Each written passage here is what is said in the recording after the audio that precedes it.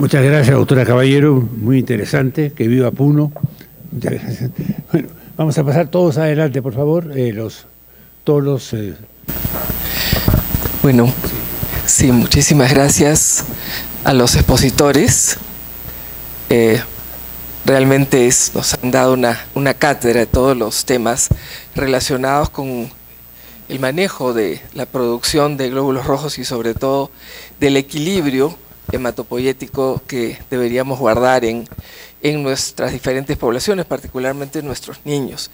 Yo, para arrancar un poco el debate y después dejando al auditorio para las preguntas, tengo un par de preguntas para el doctor con respecto a los mecanismos de medicina de precisión, ¿no?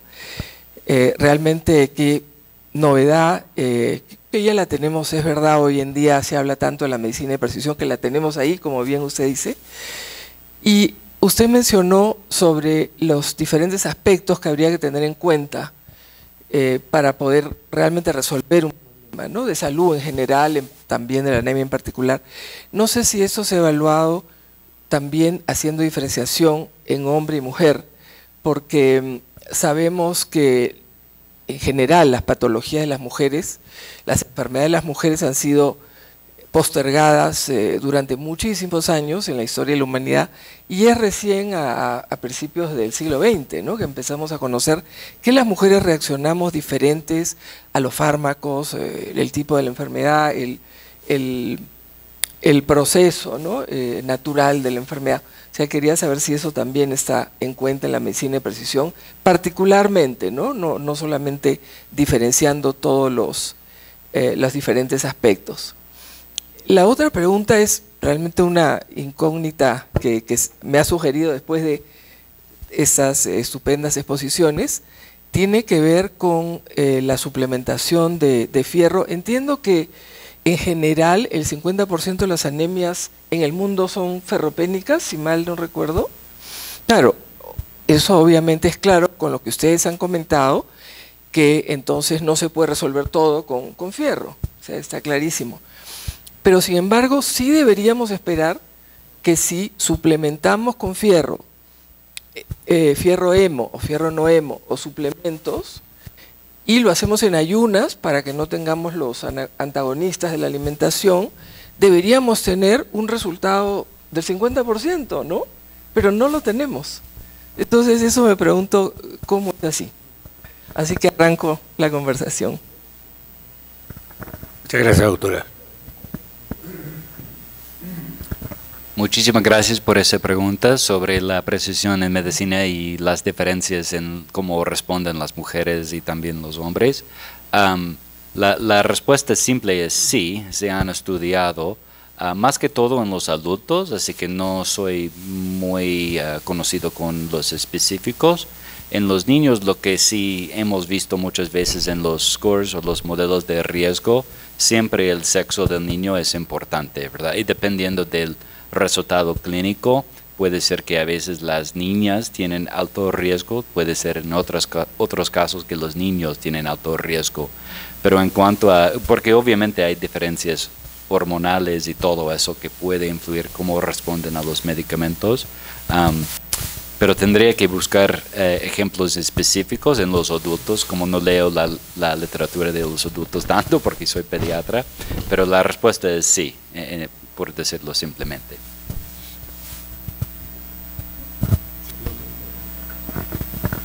Sí, de hecho, hace no muchos años se encontró el efecto de la epsidina, fisiológicamente hablando, el efecto de la epsidina frente a cargas de hierro, o frente a la inflamación, frente a los diversos factores. Entonces ese es un aspecto que no se está viendo, se ha visto en algunos estudios realizados en Puno, que ciertamente la epsidina es más baja, y esto cambia en función, no se conoce bien si puede cambiar en función de la altitud, en función de la edad, todavía es necesario precisar, y qué excelente sería, bueno, establecer justamente lo que indica el doctor en su área de estudio, el hacer un estudio de medicina de precisión. En este caso sería de nutrición de precisión. Tan importante porque todos nos alimentamos, pero a veces no sabemos cómo hacerlo de la manera más correcta. Muchas gracias.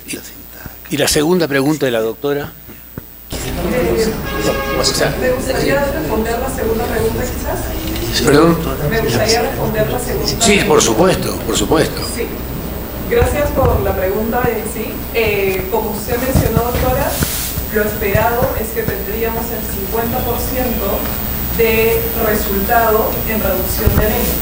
Sin embargo, justo dentro de esta comisión de expertos en anemia se reunieron los dos ministerios más fuertes, que es el MINSA y el MIDIS, y la doctora Niña de Guzmán, que en ese entonces estaba dirigiendo el ministerio del MIDIS, nos mencionó que estaban haciendo el tema de georreferenciación. Y dentro de esta georreferenciación y de todo el control que estaban aplicando en los niños del programa Juntos, que es un programa social que se les da un incentivo monetario, tenían una respuesta o un seguimiento bastante exhaustivo de cómo era la suplementación preventiva y terapéutica. Y separaron a los dos grupos, los niños sin anemia y los niños con anemia. En el grupo de niños sin anemia, vieron que posterior al tratamiento preventivo de anemia con hierro, se logró únicamente mantener el 30% final después de 6 meses, que es lo que dice la norma técnica, sin anemia, y un 70% de los que no eran anémicos se convirtieron en anémicos, versus el otro grupo, que eran los niños que ya inicialmente en el estudio tenían anemia, no respondieron tampoco el 50% como era lo esperado. Y justamente ahí empieza esta controversia de si es que realmente el 50% está siendo correspondido a la deficiencia de hierro. Sí. Si hubiera alguna pregunta, doctor Oscar, vamos. Sí, quiero felicitar a los expositores por sus ponencias. En realidad no deberíamos apostar a una cifra nacional. Nuestro país es muy complejo, muy diverso en su geografía y cada región tiene un ecosistema muy diferente de los otros. Por ejemplo, ¿cuáles son los parásitos que producen anemia? Las funcionarias, Necator americano y Ancylostoma duodenale. ¿Dónde se encuentran? En la selva. No voy a entrar en los problemas, en los detalles biológicos. En la sierra y en la selva no hay. Entonces, eso hay en la selva. Eso produce anemia ferropénica. ¿Qué otro parásito produce anemia? El Diphyllobothrium latum. Inhibe la absorción de la vitamina B12. Pero nosotros no tenemos Diphyllobothrium latum. Lo que tenemos es Diphyllobothrium pacificum en la costa peruana. ¿Cómo se adquiere? Con la ingestión de pescado crudo.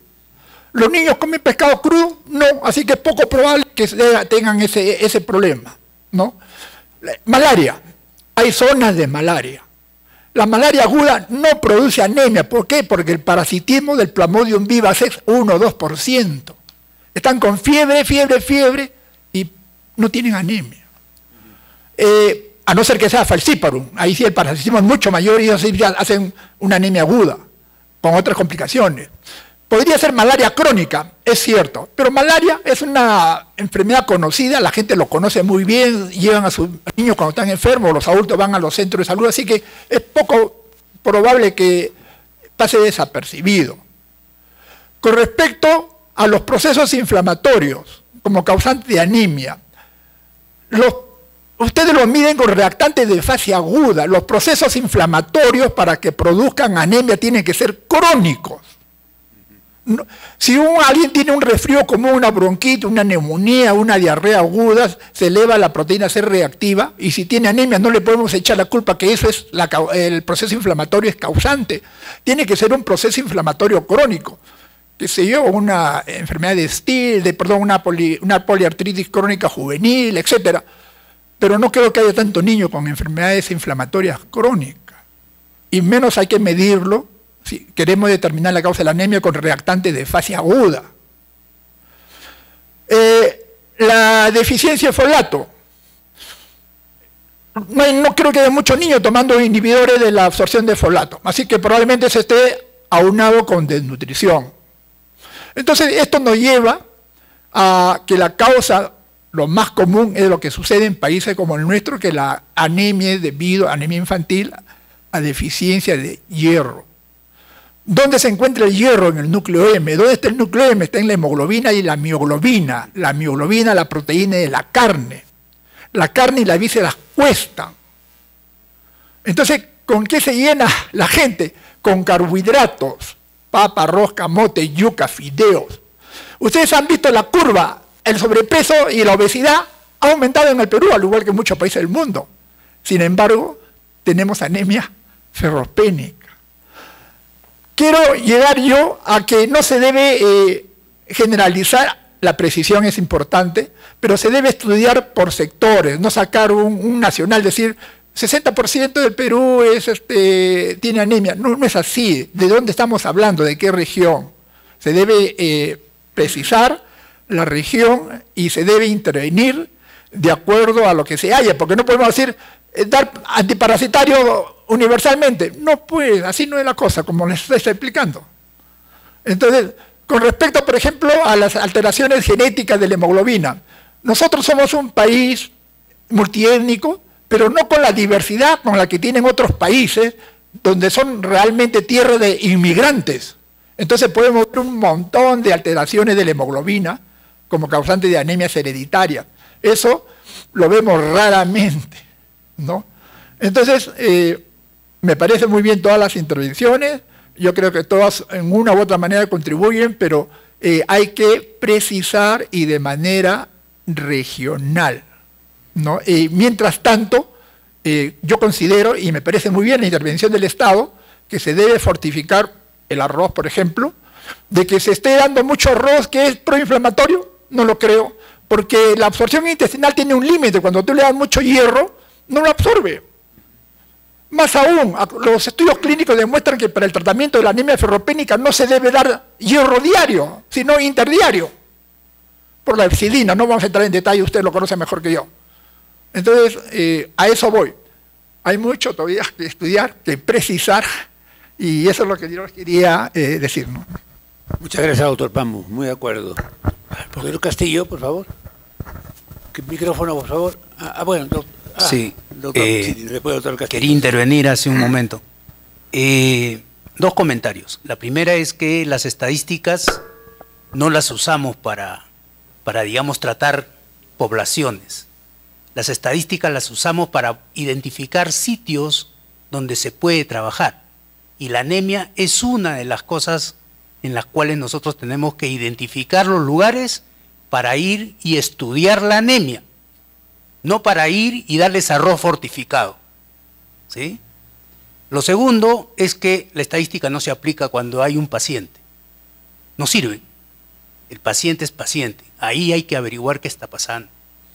Y lo otro, yo les pediría que no usen la palabra estado, porque la anemia es una cosa dinámica.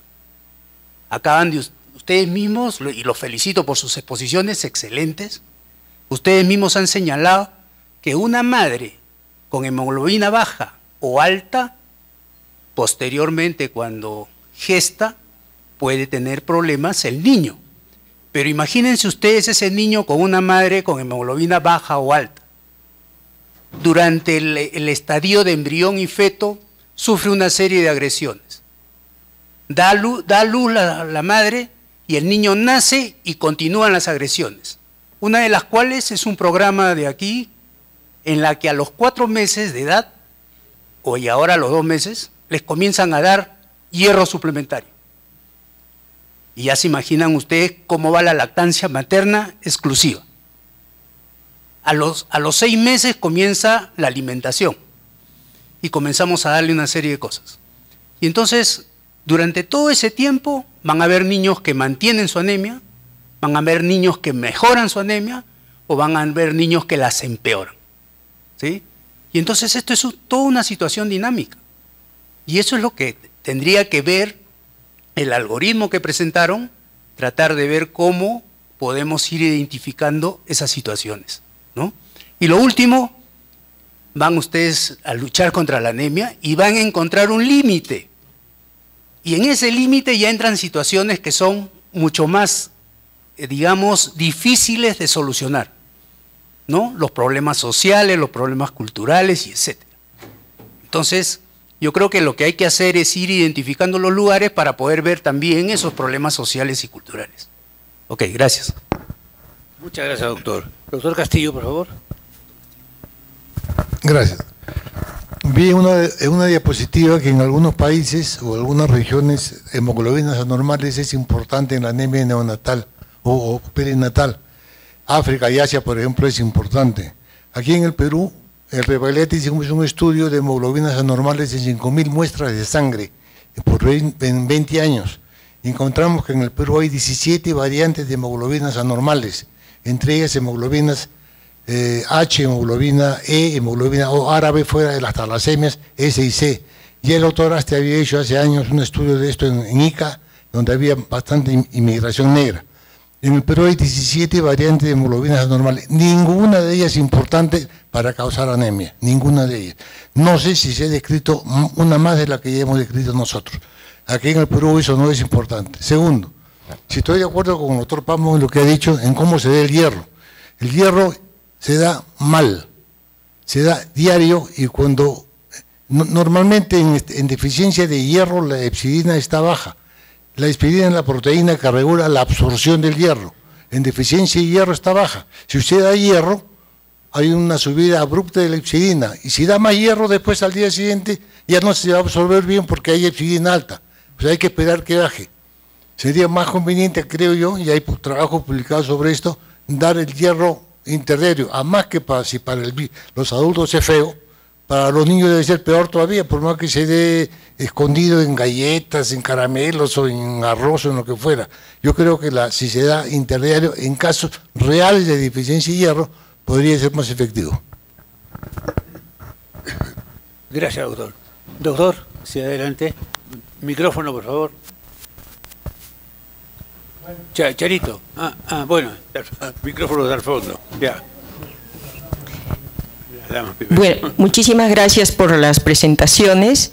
Yo lo que quería era reflexionar con todos sobre la gran importancia de las encuestas nacionales que han dado lugar a las políticas nacionales, pero que estamos viendo que ese nivel de decisión basada en estudios ecológicos poblacionales de muestras de todo el país, no está dando resultado porque todos los años estamos viendo que no hay mayor cambio.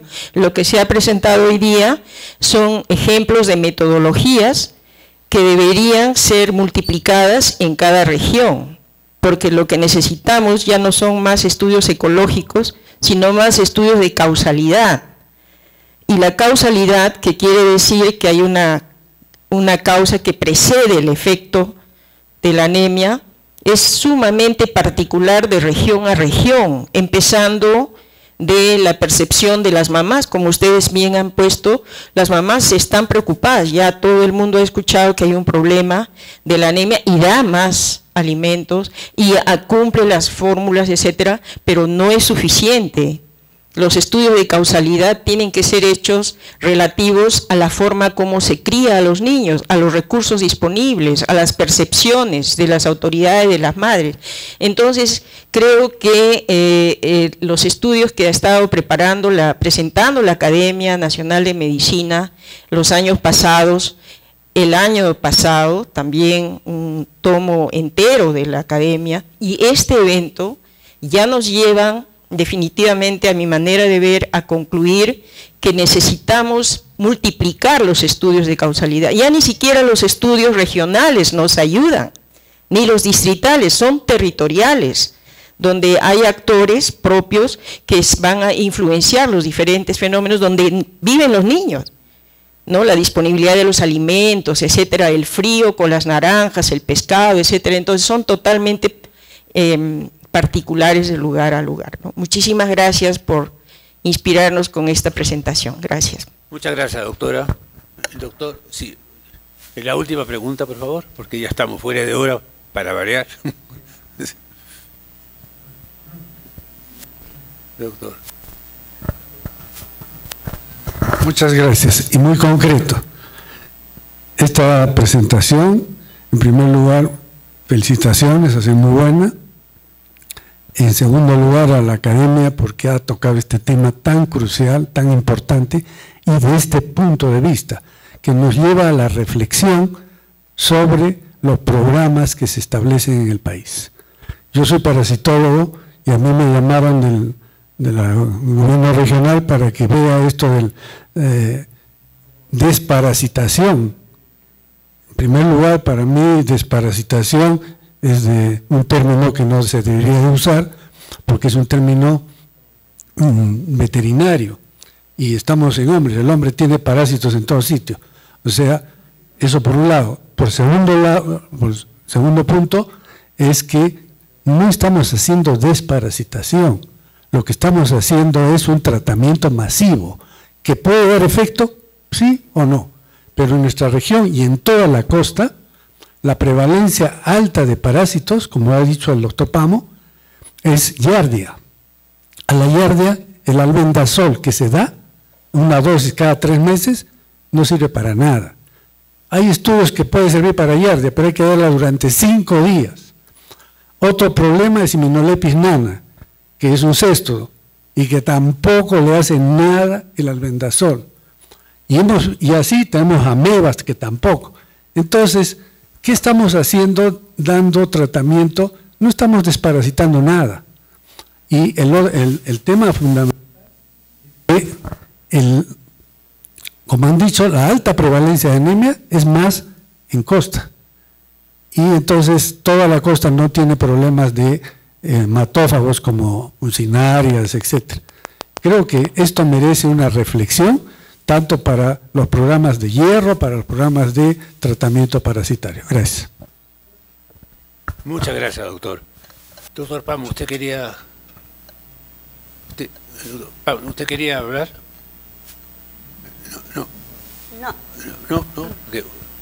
¿No vas a hablar? Ojalá. No. Ah, ya, bueno, no, como había dicho que quería hablar. Bueno, entonces, listo. Estamos listos. Muchas gracias a ustedes, por favor, a todos los ponentes. Realmente ha sido muy, muy importante, muy interesante. Nos han ilustrado muchísimo. Y realmente les agradecemos mucho y los felicitamos realmente, porque ustedes realmente son una juventud, porque son todos jóvenes, una juventud que promete para el mundo, no solamente para nosotros, sino para el mundo entero. Muchas gracias.